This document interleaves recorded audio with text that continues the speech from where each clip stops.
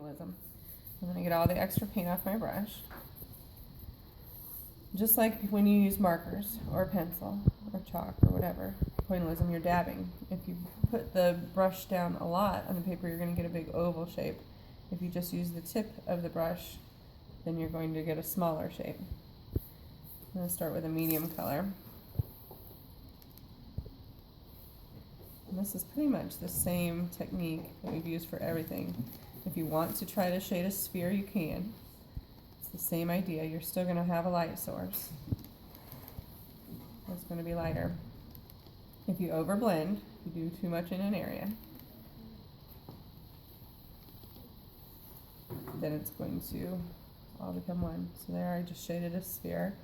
I can go back, I can dab in a little bit of orange on this darker side, on the back side. Should have gotten the white off my brush first.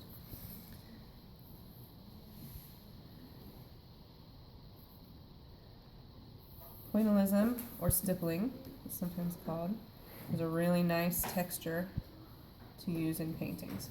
There's a lot of different things that it can be used for. You don't have to work on a sphere on yours. You can just do a Pointillism area and blend the color together. I don't know why I put that there. Hold on. I'm just going to try to add a little bit of a lighter orange too. Okay. So you've got your sphere with the Pointillism, contour line, cross hatching and hatching, and then your value scale. Other things that you can do with your value scale once this is dry, if you want to, you can go over it with a lighter or a darker color. It's very simple to flip your brush around and draw through here and create a nice technique. You can do a pattern or texture, create some rhythm. Okay. Other little tricks that are fun. If you dip your flat brush half in one color and half in another color, usually the more contrasting the better, you can kind of create a little design with that.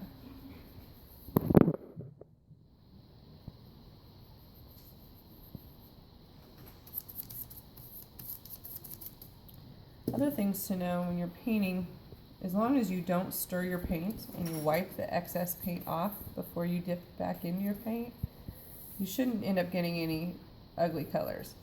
As long as you're just dipping and painting. Now if I load my brush up with red and dip it in the yellow, you're going to get an orange paint. But if all you're doing is wiping the extra paint off and dipping in, your colors should stay true throughout your project, as long as you don't stir, so no stirring. Is there anything I forgot? I think that's most of it. Alrighty, you're ready to experiment with tempera painting techniques.